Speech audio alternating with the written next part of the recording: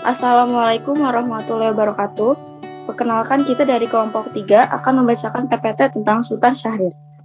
Hal-hal yang dibahas yang pertama, masa awal kehidupan Sultan Syahrir, yang kedua masa pengasingan, lalu yang ketiga masa partisipasi pada proklamasi kemerdekaan Indonesia, yang keempat peristiwa penculikan setelah proklamasi kemerdekaan Indonesia, yang kelima masa saat menjabat sebagai Perdana Menteri Indonesia, lalu yang keenam akhir hidup Sultan Syahrir.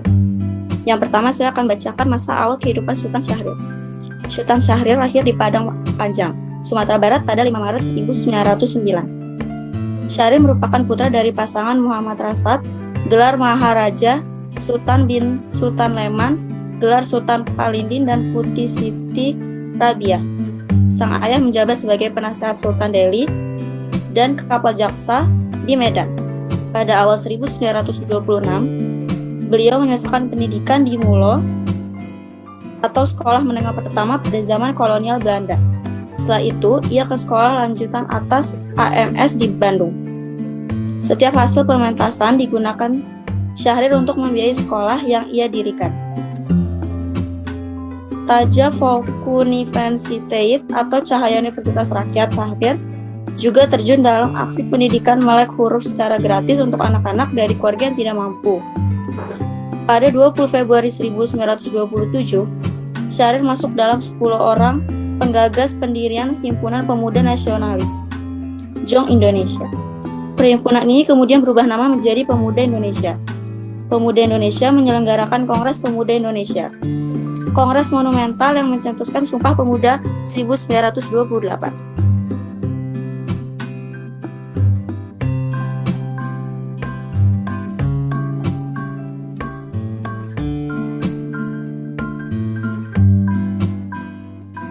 Lalu selanjutnya saya akan menjelaskan tentang masa pengasingan.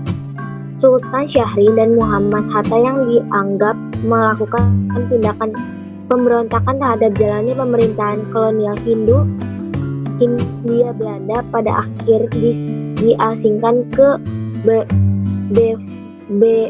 Bovendigul, Papua pada 1934 selama 1 tahun. Tempat tersebut merupakan tempat pengasingan dengan kondisi alam yang masih liar dan hanya bisa diakses dengan menggunakan jalur udara. Kemudian dipindahkan ke Banda Nair, Maluku, yang menantinya beliau dipindahkan Mengungkusomo di Banda Naira. Beliau sempat mengalami perpindahan tempat pengasingan hingga akhirnya dipindahkan ke satu rumah sendiri yang merupakan rumah sewaan dari Bivest, orang kaya Belanda pemilik perkebunan yang tinggal di Batavia. Sultan Syahrir mengalami masa pengasingan selama 6 tahun antara 1936 sampai 1942 dan keluar dari Banda Nair ketika sebelum adanya penggerakan seragam dari pasukan Jepang pada 1 Februari 1942.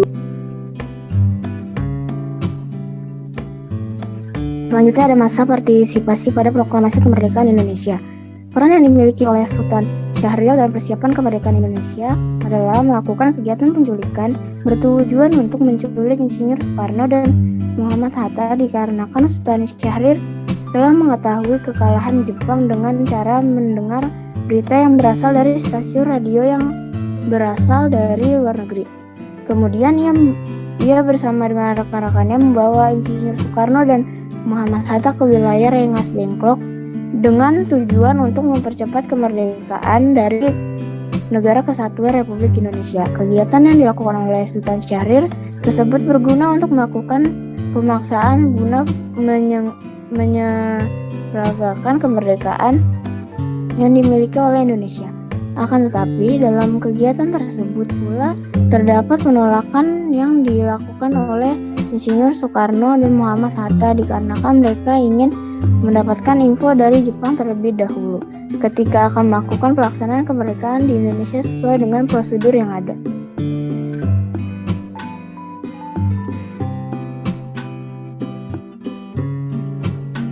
Kemudian peristiwa penculikan setelah proklamasi kemerdekaan Indonesia yang dialami oleh Sultan Syahrir.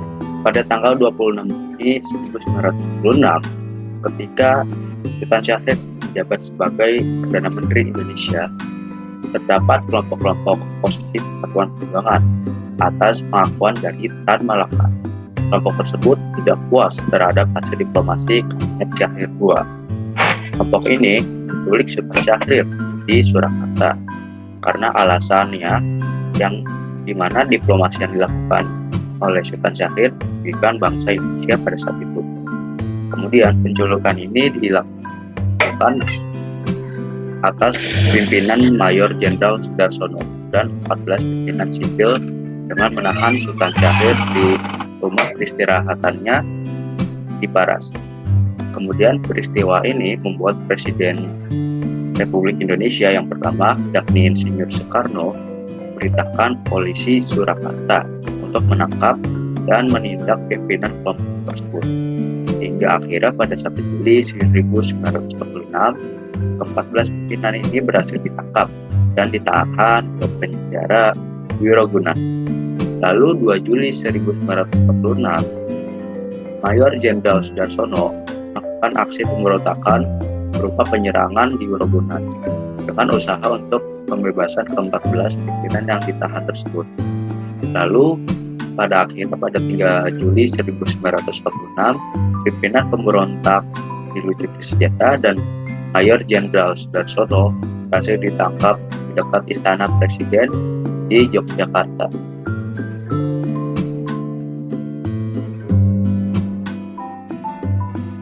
Yang kelima, ada masa saat menjabat sebagai Perdana Menteri Indonesia.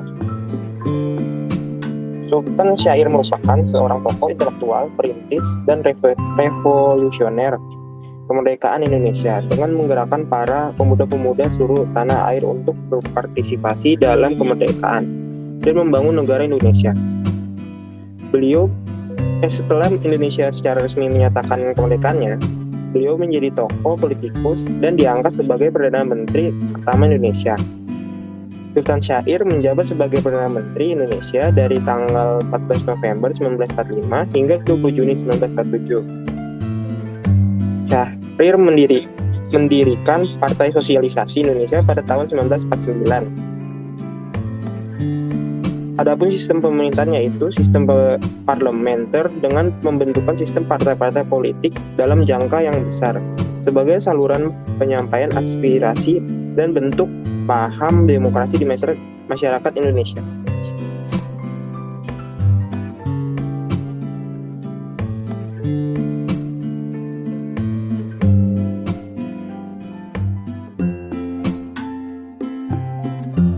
Lalu yang terakhir yaitu ada akhir hidup Sultan Syahrir.